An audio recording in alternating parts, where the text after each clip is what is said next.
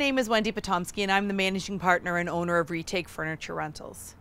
Retake is once again a proud supporter of the Canadian Film Festival and is working to contribute to the Canadian film and TV industry by making it an easy and sustainable place to do business. Retake provides sustainable short and long-term furniture rental options to meet production schedules and product needs. Retake also understands the importance of set design and the dynamic nature of the film and TV industry, which is why we created a company to specifically support Canadian filmmakers.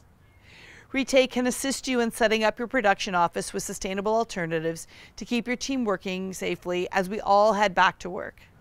We use sustainable approaches to minimize product going to landfill, which means any product supplied by Retake is helping to support the circular economy. Our in-house upholstery services can tailor our product to meet your set design requirements and match your color schemes.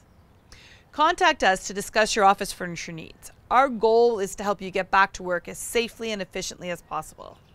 Stay safe, everyone, and enjoy the films and shorts at this year's Canadian Film Festival. Celebrate Canadian filmmakers on Super Channel Fuse with an exclusive homegrown event. I'm ready.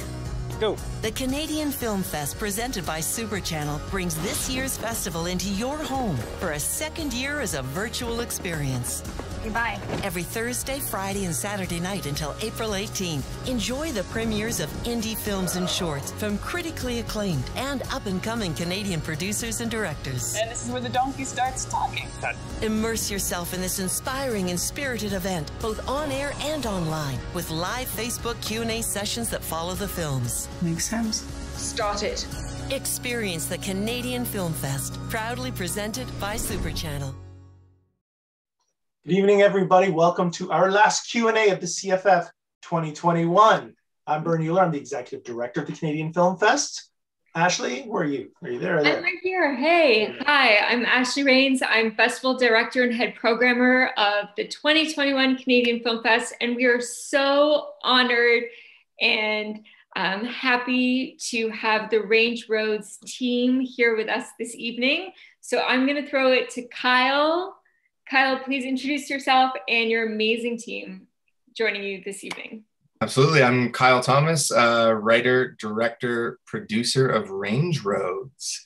We also have with us Joe Perry, who played Grayson. We have Alana Holly Purvis, who played Frankie.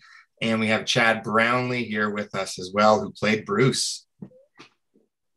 Glad to have you guys aboard, and thank you so much for being part of the CFF this year. It's a great movie to end the festival off on. It's it really hit me because, and this is what I love about a good story, is no matter where it's set, no matter who the people are, when a story's done right, you can connect with the characters. You can say, yep, I've been there. I was Alana talking to my brother, who I love, but sometimes it's difficult, and he'll say the same thing right back at me about me, but at the end of the day, we're family, and you know that's what we hold on to. So, Kyle, was that one of the major things you wanted to look at right at the beginning when you're even just writing the script? Is that the main focus of what you wanted to delve into? Yeah, I think the point of entry really was when it came to developing the characters with Alana and Joe was that, you know, we wanted to explore the sibling relationship. And this is definitely something that I hadn't seen a lot of in cinema at all. You know, I did a lot of research and there weren't a lot of films that explored this relationship and the sibling relationship. Like, there's no archetype for it in that sense. You know what I mean? It's very complex, and so I feel like we just scratched the surface of what could be done in terms of exploring that topic. But that's definitely the point of entry for us.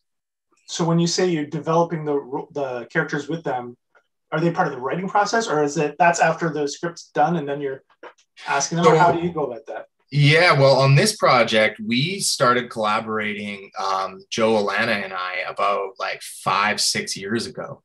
So we started with Google Docs and coffee meetings and all that kind of stuff, just like talking about how we wanted to develop these characters, what their relationship was like. And like Joe and Alana talked separately from me, and I talked with Alana, and then I talked to Joe. We'd all talk together. Like it was a, we spent all that time developing this so that they could really resonate, right? So that we wanted them to be real. We wanted people to be able to, for the audience to be able to connect with them, and for them to be full, like three-dimensional humans on screen. And so that development process, we were very lucky that we all wanted to do that and had the time and were able to do it, because that doesn't often happen in film, right? And so, yeah, that was, it took a while, but we got there. And that's such a successful part of this film, is the brother-sister relationship. And it's so nuanced, because you have these scenes where they are, at polar opposites. And then you have these really like complicated scenes where, for example, when they're reviewing the will, and, the brother's like, okay, and what about my sister? And she's clearly left out of the will. And you have these moments where that resonates with them as individuals, but then also as, their familiar relationship. So Joe and Alana, aside from Kyle, what work did you guys do to really like dig into that relationship and build those nuances that were just brilliant on screen? Go for it, Joe. Well, working with Alana, it's honestly, it's easy. Like we had that time, that collaborative time beforehand, where we were able to, for lack of a better term, like throw the spaghetti at the wall, see what's stuck. And we even had a proof of concept film that we got to shoot, where we actually got to explore these parts of these characters and these relationships between the two of them that never made it to this film, but built this bedrock of trust and of love, that kind of what you were saying, where you can have those clashes, you can have those disagreements, but that root and that bedrock of sibling familial love was there. And I feel, working with Alana, like I said, we've worked together before, and she's just such a giving, honest performer, that it's just simple. When we started talking, and we'd have times like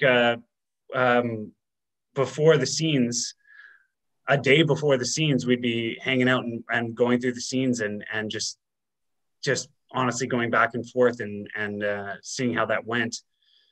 And it just came super naturally. Oh, very cool. Alana, do you have nice things to say about Joe as well, or is it going to go the other way? I'm okay with either. I do, and I'm sorry, something froze on my end there with the internet. No, it's so amazing, and I second everything that Joe said. But what was so cool and what I loved about this film is Kyle gave us the huge gift of letting us film the scene in as much of the chronological order as possible, which is also a huge rarity in film. And I know that was a big goal of Kyle's. And so what was so cool is I remember, Joe, when we were doing the funeral home scene and the bodies were being cremated, to me, that's like where it locked in the whole time, because we got to do it in order. It was such a gift. Where you get to kind of feel out what that relationship is almost from the beginning of the film. Even though we had written it, when Joe and I were playing it scene to scene, I felt like we were learning what that was, as Frankie and Grayson revisited what the relationship was. But yeah, it was that moment for me when we were watching that cremation where I just literally felt, I don't think I did, but I had this huge impulse to grab Joe's hand, like grab Grayson's hand. And I just felt like the second, Kyle said cut, I was like, oh, that's it. That's who these two are. And yeah, so the growth and the discovery of it for me was what was so cool. I've never seen somebody so happy about a cremation. Oh, That's yeah. cool. Honestly, That's cool. Honestly, Burn, it was so, even Kyle was like, this is a good shot. So yeah. It was one of my favorites. And that was a shot of opportunity too. Yeah. Really? What do you? That shot, like the subtext, everything that exists in that one frame. Yeah. That whole sequence. It's like, we were pretty excited. Like that was the last thing we shot that day, and when we went back and dumped the footage and watched it, and it was just like, oh, this is good. We were very happy. Yeah. That definitely was one of my favorites. But you guys said you've been working on this for, sorry, 5 or 6 years? Yeah, off and on. I mean, not dedicated 100%, but yeah, from the point that it was, we decided, hey, I want to make a movie, and I know Joe and Alana want to be involved, and that was right after my first feature, Valley Below. So we knew right away that we wanted to work together, and yeah, that was a while ago, so it took that long. And then so Chad, this is, correct me if I'm wrong, but this is your first acting role. Really? I was an extra in The Tooth Fairy with The Rock. The Rock. Yeah, so I had no speaking lines, but I was his teammate. I was a hockey player. I was fresh out of hockey. This would have been 2008, 2009. So that was my first experience on like a full movie set. But this to actually, having to embody a character with speaking lines, and you're entrenched in the narrative of the story. That's a whole new experience for me that I absolutely loved. Wow, I never would have thought, man. That was amazing for not even just for a first time. That was just amazing. Wow, that's cool. Well, I had good direction from Kyle, so that helped, and good actors around me as well to learn from. So it's when I'm doing a music festival, I'm always standing side stage, learning from those that come after me. And there's always something you can learn from anybody, whether they're more experienced than you or less experienced than you. But being on set with everybody, I just took it all in, and seeing how involved, Alana and Joe were in their characters, and wanting to just dive deeper into the relationship of that sibling narrative. It was really, really fun to watch. And it made me a better actor, just being a part of it. Wow. That's incredible. So when did you guys then, if you started so long ago, when did you actually get to filming? Was it during COVID or in the before times, or? Definitely the before times. It feels like a long time ago, but yeah, we shot in the summer of 2019, spring, summer of 2019. Huh. Okay, good. So just in time. Or did you do any post or anything during COVID? No, you know what? I think I made a DCP, believe it or not, in anticipation. Yeah. Like it was like March 7th or something like that. So we were ready to go. And then it was just, yeah. Yeah. Stupid COVID. Yeah. That's crazy. What do you have up next then? Because I would love to see anything that you guys do individually or as a group or whatever. What are your individual plans for next projects? Who's going first? Joe, go first. You're on set right now. Oh, are you? Joe is. Yeah, I'm on set right now, and I actually, unfortunately, can't really say. Yes. I like it already. Yeah, no, it's fun, and I've got yeah. I don't know what to say because I can't really say. He's the next James Bond, I think. That's what it is. Nailed it. I didn't want to say it, but you said it, so. I'm good that way. Well, that's cool. Alana, what are you up to? Yeah, Vern, for me, it's interesting. COVID's taken my life in a really wild spin. Theater is theater is my first and forever love. So that's normally what I do for my career. So film and TV is something that was quite new for me when I was filming this film, Range Roads. I was saying earlier, this was the second feature film that I've ever been a part of. So really? Wow. Yeah. So transferring always those skills to different craft, right? Because I always say, like, acting for film and acting for theater, it's the same art form, it's just a different craft, a different technique. So I learned a lot. But since COVID, I've been doing a lot of vocal coaching for transgender individuals that are trying to have their actual gender that they relate to representative in their voice. So that's been a really cool thing for me. And that's amazing.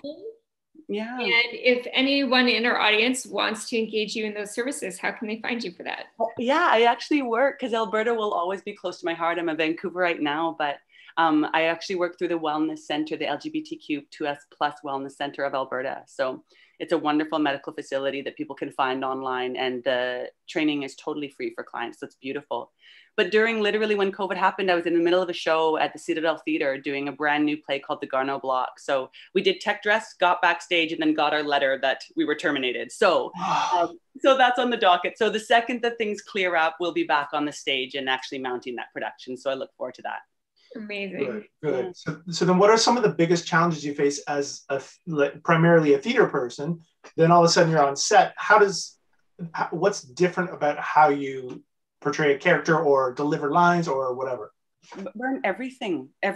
Like literally the only thing that is to me the same is the heart and authenticity. So whether you're on stage or on camera, you're always trying to find the heart and the believability of that character and that story. But I tell you, like for me, I started my career at the Stratford Shakespeare Festival, and you're talking about 2,500 seat houses. So even to not yell into the microphone is still a foreign thing for me to do, honestly. And you can even literally, you can even see my everything. I have to, like, it feels like when I'm even in Range Road, when I watch myself, I feel like I'm just like deadening my entire facial features. But I remember a wonderful mentor said to me, just let them come to you through the eyes. And so that's what I've been learning through film and TV, particularly in roles like Frankie. It's like, just try to think the thoughts and let the audience, the camera, come to you through your eyes. But Vern, everything's different. And I mean, in theater, you get to do it again and again. And it's always in that chronological order of the story, right? So film and TV, like you are picking up scenes after you've had a hot dog on break, chatting with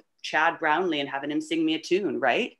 Like you're like, just a second, wipe, the bun out of your teeth and then rolling in like the bathtub crying scene. So it's a wild trip. I learned a lot, and I hope to learn a lot more and engage with this medium a lot more in my career. I hope so. Wow. Chad, what are you up to now? Well, every morning I wake up and I look at my phone waiting for a call from director Kyle Thomas. Until that day, no, I'm just kidding. Yeah, there's nothing on the movie front right now, but there's a few shows that hopefully still happen. I've had a couple canceled already at the beginning of July. So it's been tough sledding on that front, but it's been a good time to be creative and write and work on the new record. So it's finding the silver lining, really. Oh, sorry, new record? Eventually, yes. It's nice. A work in progress. Absolutely. Yeah, it'll be coming. We're hoping for fall. So great. Yeah. And then Kyle, no pressure, but well, it takes me a long time, clearly, to get a project to the point where we can start, seeking financing. So I have a bunch of irons in the fire in terms of development and sort of where I want to turn my gaze next. But that's just, for me, it's an organic process. So I can't really rush it. I have to let it sit, and then I got to work on it, and then like not do anything on it for 6 months and then come back. It's just, that's how it goes. So I've actually been doing a lot more producing as of late to try and sharpen that pencil. And so we're about to go to camera next month in Edmonton on a feature called Hey Victor, and it's an Indigenous dark comedy mockumentary, and it's a pseudo sequel to the 1998 hit film Smoke Signals. So that's one of my favorite all-time movies. That movie destroys me when I watch that. That's so cool. So it's very cool, and to be a part of that producing team, and I'm learning so much at working at a higher budget level, and honestly just focusing on producing, which is something that I do even when I'm directing, but then I'm wearing all those hats, and I literally have to go, okay, what time's that flight landing? Okay, now what are we doing on the scene, Alana and Joe? You have to be able to turn it all off and on so quick. So I'm excited to be, honing that skill set of producing right now. And I think I might have seen you in Range Roads in an acting role. That's right. So how's that going for you? And are you looking for an agent?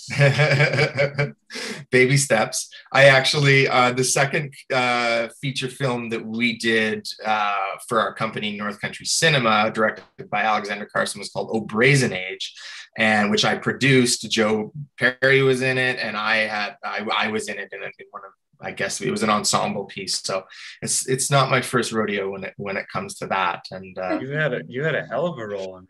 I did. I'm not opposed to it, so we'll see what happens. But cool. Through indie filmmaking spirit, you wear many hats and you get it done. We have a question from the audience, and I'll throw it to the entire Range Roads team. The question is, what are you most thankful for in this movie? What a beautiful question. Yeah. Truly. Wow. Well, I'll start. I think when I look back on this, I mean, I'm thankful for the people. I'm thankful for the team that we had, and because it wouldn't be what it is without the cast and without Joe and Alana's commitment right from the beginning. It just would not be the same. We'd have a different movie, and so I have to be thankful for that alone. Well, I'm thankful for the opportunity and for all the relationships that have been built in that process. It's a time that I'll never forget because it was so special for me. It was my first experience. So yeah, truly thankful for that. Cool. For me, I'm thankful for the learning opportunity, but not just in regards to the arts and what it is to create a story and then share it on a screen, but for me, just having having years to think about and talk to and reflect upon what it is to feel lost in one's life, and depressed and alone. And I feel like, although this movie was made in the before time, I'm really glad that people are seeing it now, because I feel like, or I hope a lot of people can relate to some of the journeys that they see presented in this film, and that sense of isolation and feeling like life is not going the way that you expected or wanted it to go. Mm-hmm. So I'm very grateful for that opportunity to have a story that made me pause, talk to other people, and remind myself that I'm never alone, that family is always there. Right. And just to reach out always to those that will always be there for you, whether you want them to be or not.